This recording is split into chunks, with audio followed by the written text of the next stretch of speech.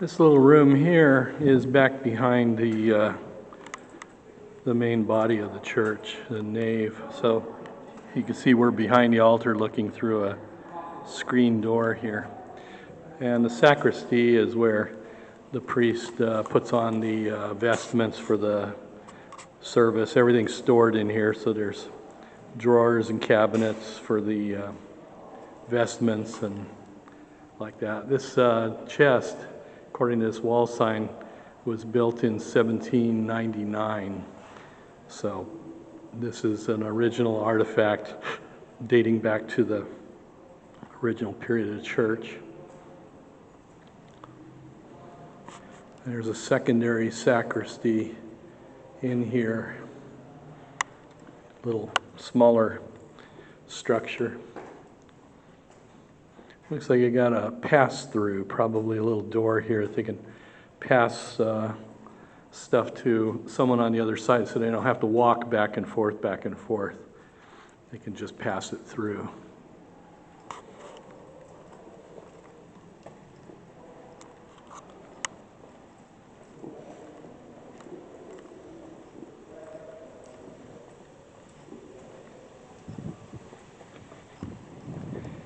You got some corral or tie-ups over here for tying up horses.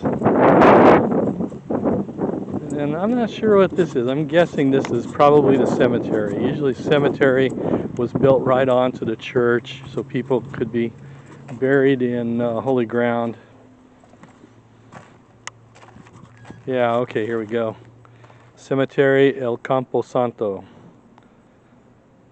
Campo Santo, I'm guessing Camp of the Saints. One cross stands in memory of the early Californians who are buried in this cemetery.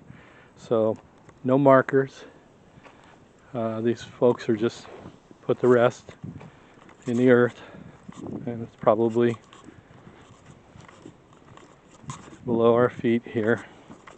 Of course, the Chumash had their own burial rites where they would dig a hole, and then they would bind a person's arms and legs up, like to their knees, up to their chest, and then lay them to rest. And friends did the work while the family wept.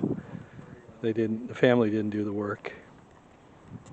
So yeah, we got a cross here, and it looks like some kind of a little marker. So this ground would not be disturbed. This is very sacred in here. And I have to say that what we have as Californians, our heritage, a big part of it, we owe to the native people.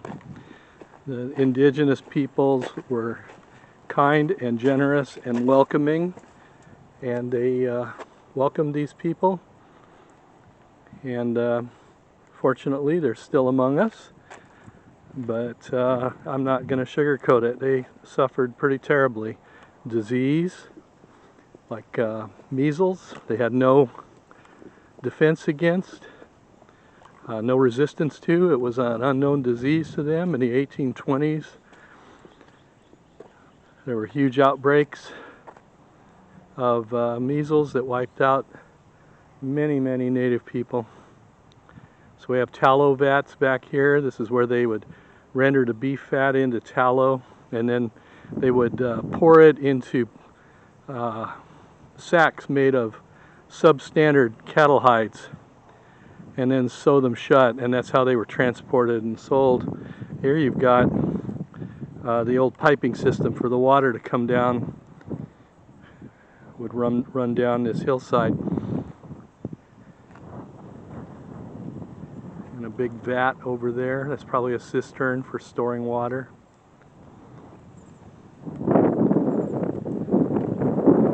I'm trying to remember how this is pronounced, compañero or compañía, something. This is the bell tower, the companion bell tower to the church. Water drain over here.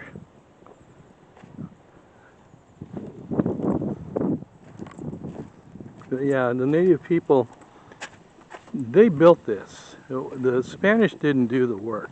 They just directed. The Native Americans, they built all of this, and this is really a monument to them. I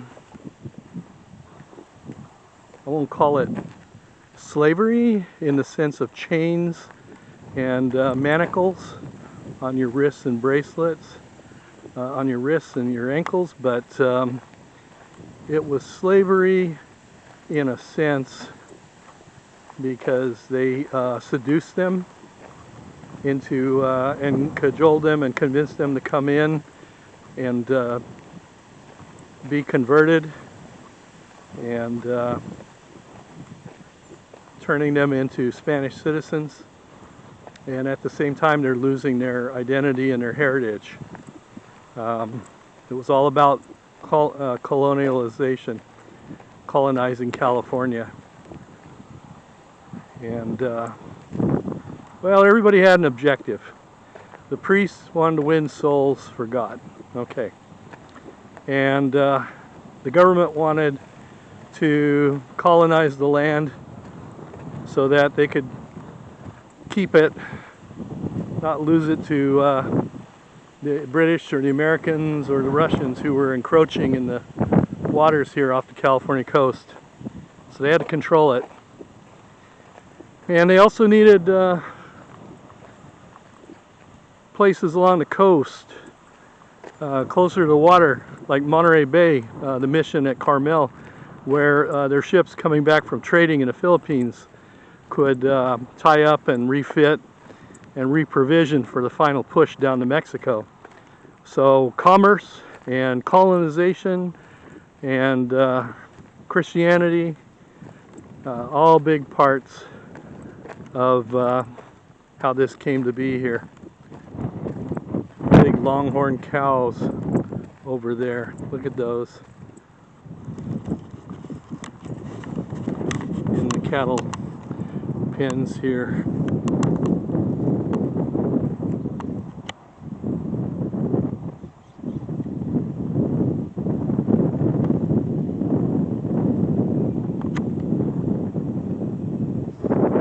So if you get a chance to come out here and see this, it's well worth your time if you're passing through California, here on the Central Coast, Mission La Purisima in Lompoc, California. It'd be well worth your time to stop and check it out. Okay, we'll talk to you later.